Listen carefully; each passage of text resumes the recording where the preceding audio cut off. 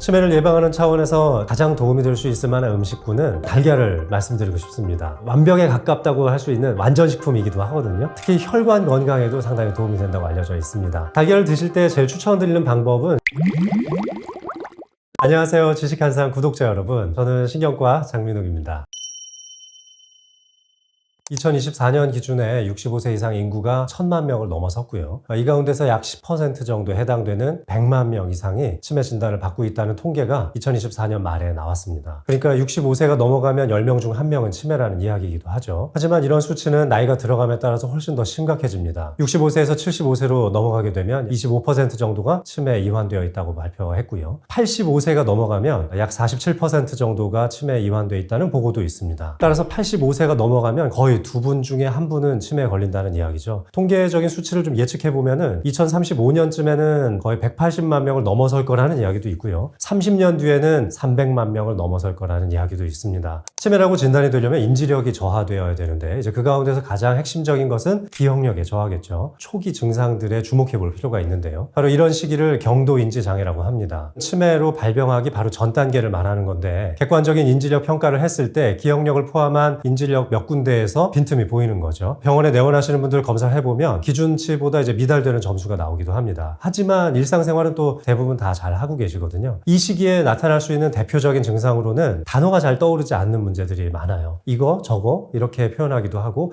그거 뭐였더라 이렇게 말씀하시기도 하죠. TV 시청을 하시다가 연예인분들의 이름이 기억나지 않는다고 해서 찾아오시는 분들도 많은데 이제 그거는 크게 걱정 안 하셔도 됩니다. 일상적으로 내가 늘 쓰는 용어나 이름이나 단어는 아니기 때문인데요. 따라서 정확한 단어를 사용하지 못하고 대명사를 사용하고 계시다면 경도인지 장애를 의심해 볼 필요가 있겠죠. 가끔 이제 깜빡깜빡하는 문제, 즉 건망증 때문에 병원을 찾으시는 분들도 많은데 이 건망증과 경도인지 장애 단계를 구분하기 위해서는 가벼운 힌트가 주어졌을 때 바로 기억이 떠오른다면 건망증이라고 할 수 있겠습니다. 그런 단어를 듣고도 조금 생소한 느낌이 들거나 한참 시간이 지났는데도 그 단어가 잘 떠오르지 않는다면 경도인지 장애의 가능성이 높겠습니다. 자, 그런데 이런 경도인지 장애 말고도 경도 행동장애라는 말도 최근에 쓰고 있는데요. 치매로 진행하는 전 단계에서 인지력에 있어서는 큰 문제는 없지만 행동에 있어서 문제가 나타나는 분들도 있습니다. 예를 들면 성격이 좀 변하면서 급해지는 성격이 된다거나 참을성이 없어서 공격적인 성향을 보이기도 하죠. 뿐만 아니라 상황에 맞지 않는 대화의 주제를 꺼낸다거나 장례식장에 갔는데 깔깔거리고 웃는 이상이 있다고 볼 수 있는 거잖아요. 이제 이런 경우에는 경도 행동 장애라고도 합니다. 이 단계에서는 수면 시의 문제도 상당히 많이 포함이 되는데요. 렘수면 장애가 같이 섞여 있는 경우도 흔합니다. 잠을 자다가 욕설을 한다거나 함께 주무시는 이제 배우자를 발이나 손으로 폭행을 한다거나 굉장히 과격한 행동을 언어나 몸짓으로 이제 하시는 분들이 많은데 이런 렘수면 행동장애가 나타날 때에도 경도 행동장애로 이어지면서 치매나 파킨슨 증상으로 이어지지 않는지 정밀한 검진이 필요하겠습니다.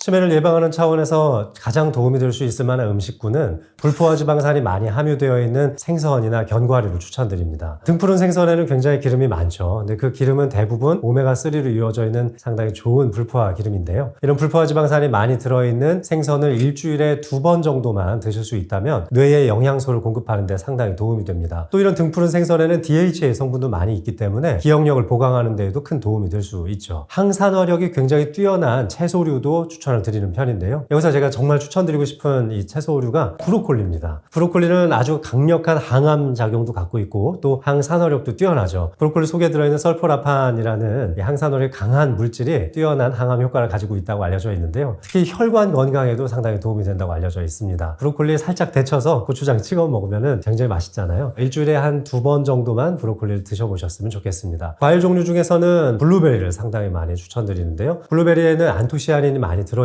아주 강력한 신경 항산화 효과가 있습니다. 시력이 안 좋으신 분이 블루베리 먹고 시력이 좀 좋아지셨다는 얘기도 하시죠. 뿐만 아니라 뇌신경계의 전반적인 기능도 향상시킬 수 있기 때문에 섭취량은 이제 150g 정도를 일주일에 3번 정도 드실 것을 추천드리는데요. 작은 밥 공기 정도에 하나 담을 정도의 양이거든요. 근데 상당히 많기는 합니다. 근데 요즘 냉장 블루베리인데도 꽤 저렴하게 유통이 되고 있더라고요. 한 팩에 되게 100g에서 200g씩 들어있는데 그런 거 2-3개씩 사셔서 한 번씩 좀 드셔보셨으면 좋겠습니다. 그리고 그리고 마지막으로 추천드리고 싶은 것은 바로 단백질 식품으로서 콩이나 두부 같은 것들을 섭취하거나 아니면 달걀 등을 섭취해 보실 것을 추천드리고 싶습니다. 소화력이 떨어지고 있는 노년기에는 고기를 섭취하기가 상당히 어렵기 때문에 비교적 소화가 좀 잘 되는 단백질을 고를 필요가 있겠는데요. 물론 이제 산양류 단백질 같은 제품들을 드시는 분들도 있겠지만 일상적인 우리의 음식을 통해서 섭취하는 게 저는 더 낫다고 생각합니다. 이렇게 소개해드린 음식 중에서 꼭 하나만을 짚으라고 한다면은 달걀을 말씀드리고 싶습니다. 굉장히 많은 영양소가 함유되어 있는 완벽에 가깝다고 할 수 있는 완전식품이기도 하거든요. 달걀 속에 들어있는 대표적인 이 성분들 중에서는 이제 레시틴 성분도 있고, 그리고 불포화 지방산에 해당되는 이제 오메가3도 상당히 많이 들어있고요. 제가 오늘 꼭 하나만을 짚으라고 했을 때 달걀을 추천드린 아주 대표적인 이유입니다. 콜린 성분은 뇌신경세포막을 구성하는 대표적인 인지질 중에 하나이기도 하고, 또한 기억력 호르몬의 일종인 아세틸콜린을 만드는 데 필요한 재료이기도 합니다. 실제 경도인지장애나 치매를 진단받은 환자분들께 처방해드리는 전문의약품 중에서도 콜린 계열의 약을 처방하기도 합니다. 그런데 이걸 약을 통하지 않고 일반 식품으로서 우리가 늘 먹을 수 있는 게 바로 달걀이기 때문에, 또 요즘 달걀 가격도 그렇게 비싸지 않거든요. 그래서 좋은 달걀들을 아침에 한두 알 정도 섭취해 보실 것을 정말 추천드리고 싶습니다. 또 이제 여기 들어있는 레시틴이라는 성분은 굉장히 강력한 항산화 성분이기도 한데요. 콜레스테롤이 너무 높아지지 않도록 방지해주는 역할도 합니다. 흔히 이제 달걀을 드실 때 노른자 때문에 콜레스테롤이 상승할까봐 걱정하시는 분들이 많은데, 이 달걀 노른자 속에 들어있는 레시틴 성분 덕분에 나쁜 콜레스테롤 상승치가 그렇게까지는 많지 않다는 연구 결과가 많거든요. 그래서 이런 좋은 성분들이 들어있으니까 적극적으로 섭취해 보시길 추천드립니다. 다만 이제 달걀 안에는 무기질 상당히 많이 있지만 비타민이 좀 부족합니다. 비타민 B군은 좀 들어있는데 비타민 C군이 부족하거든요. 그래서 달걀 드실 때 야채나 채소들 같이 곁들여서 드신다면은 비타민 C도 좀 채울 수 있고 상당히 좋은 식단이 될 거라고 생각합니다. 달걀을 드실 때 제일 추천드리는 방법은 삶은 달걀 형태거든요. 굉장히 소화가 잘 돼요. 대략 이제 6분 정도 삶으면 속이 조금 덜 익은 상태가 되잖아요. 그 정도 삶아가지고 먹으면 노른자는 굉장히 감칠맛 나게 섭취할 수도 있고, 그렇게 약간의 반숙된 형태로 계란을 삶아서 드시면 소화 흡수가 상당히 잘 됩니다. 구운 계란 드시는 분들도 많은데 그거 좀 단단해서 소화가 잘 안 되시니까요. 그런 식으로 섭취를 해보시고, 그 다음에 달걀 후라이로 드시는 방법도 좋은데, 후라이로 드실 때에는 반드시 좋은 기름을 이용해서 드셔야 합니다. 일반 식용유에는 하지 마시고 아보카도유나 올리브유를 이용해서 저온에서 천천히 익혀가지고 드신다면 아주 좋고요. 다 익힌 다음에 들기름 한두 숟가락 정도 첨가해서 드신다면 정말 맛있게 드실 수 있을 겁니다.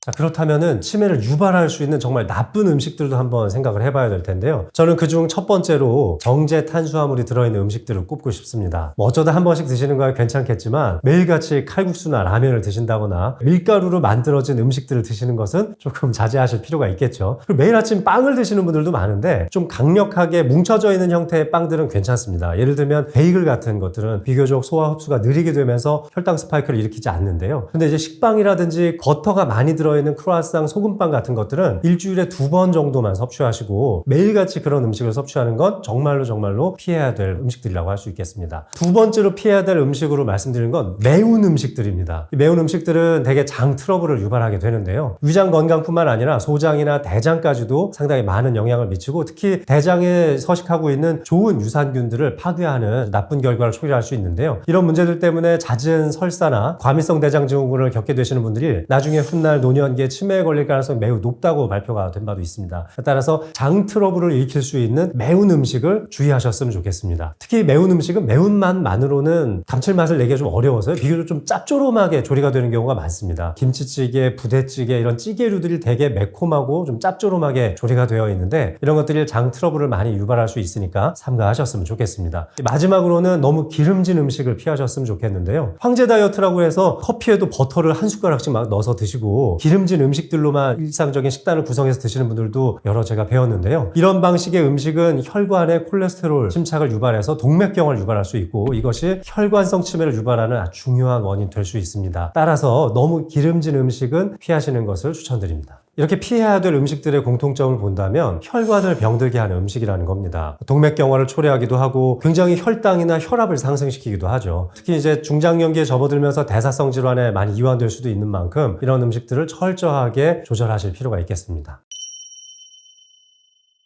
자, 이런 식습관 외에도 치매를 예방하기 위해서 꼭 챙기셔야 되는 생활 수칙 중에 첫 번째, 바로 수면 습관입니다. 아침에 기상하는 시간을 정확하게 지키실 필요가 있겠는데요. 주무시는 시간은 날에 따라 좀 다를 수 있죠. 바쁜 날엔 좀 늦게 자기도 하고 재미난 영화나 드라마를 볼 때는 한두 시쯤 주무시기도 하니까요. 하지만 조금 늦게 잤다 하더라도 기상하는 시간만큼은 비슷하게 지켜주실 필요가 있습니다. 수면의 패턴을 고르게 하기 위해서인데요. 치매를 예방하는 데 있어서 이 베타아밀로이드가 축적되는 것을 막는 게 깊은 수면이잖아요. 저는 아침에 6시 반쯤 일어나는 것을 이제 규칙적으로 하고 있는데요. 바쁜 날에는 한두 시에 자기도 하지만 항상 그 시간을 지키려고 노력합니다. 그리고 또 주말에 몰아서 주무시는 분들도 많은데 주말에 몰아서 자는 습관은 그 다음날 또 여파를 미치기 때문에 한두 시간 정도만 앞뒤로 미뤄가면서 주무시면 충분하지 않을까 싶습니다. 두 번째로 추천드리는 것은 꾸준한 운동인데요. 젊은 시절에는 유산소 운동을 많이 하는 게 좋고 중장년기 이후에 또 노년기까지는 근력 운동을 좀 많이 채울 필요가 있습니다. 특히 50대 이후에 성호르몬이나 성장 호르몬이 감소하는 시기가 되면 근육량이 상당히 많이 감소할 수밖에 없고 골밀도도 줄어들고 관절 건강도 나빠집니다. 따라서 나의 생활력 그리고 활동 반경이나 운동력을 증진시키기 위해서라도 반드시 근력 운동을 병행하시기를 추천드립니다. 가볍게 하루에 한 3-40분 정도 산책만으로 운동을 다 했다고 생각하시는 분들도 있는데 한 5층에서 10층 정도 올라가 보는 운동을 하신다거나 아니면 허벅지 힘을 좀 키우기 위해서 앉은 자세라도 다리를 앞쪽으로 쭉 뻗어줄 수 있는 그런 종류의 운동을 병행하셨으면 좋겠고 가만히 서 있더라도 종아리의 근력을 키우기 위해서 뒤꿈치를 들어주는 까치발 띄우는 운동도 해보시면 좋겠습니다. 연세가 들어가실수록 이제 관절에 문제가 있으니까 격한 운동을 하기는 좀 어려울 텐데요. 등척성 운동이라고 하는 것들을 추천을 드립니다. 크게 관절을 움직이지 않고도 버티는 동작만으로 할 수 있는 운동들이 상당히 많은데 앉아있는 자세에서 다리를 앞쪽으로 쭉 뻗어서 허벅지를 올려주는 운동만으로도 허벅지의 근력을 키우는 데 도움이 되죠. 또 이렇게 깍지를 끼고 꽉 밀어보는 습관을 갖는다거나 가벼운 밴드 같은 것들을 잡고 좌우로 이렇게 벌려보는 연습을 해보시는 것도 등척성 운동을 통해서 근력을 유지할 수 있는 좋은 방법이기도 합니다.